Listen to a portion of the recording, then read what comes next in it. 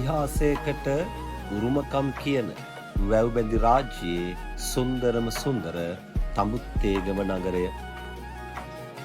පැරණි මුතුන් මිත්තන් පවසන ආකාරයට දුටුගැමුණු රජතුමා විසින් රුවන්වැලි මහසෑරදුන් නිර්මාණය කිරීමේදී අවශ්‍ය තඹ සැපයූ ග්‍රාමය තඹුත්ත ලෙස හැඳින්වූ අතර පසුකාලීනව එය තඹුත්තේගම නම් විය.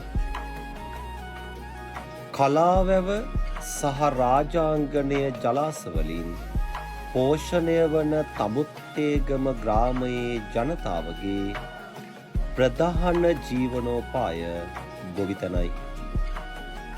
ධෛර්යවන්ත දෙමාපියන්ගේ සහ ආදරණීය දූපුතුන්ගේ අසීමිත වූ විශ්වාසය නිසාම සහ මාගේ කැපවීම තුළින් ලංකාවේ ලොකුම කොමස්පන්තියක් තඹුත්තේගම නගරේ ලෙක්ෂිකෝන් ආයතනය තුළ මා විසින් නිර්මාණය කරන ලදී.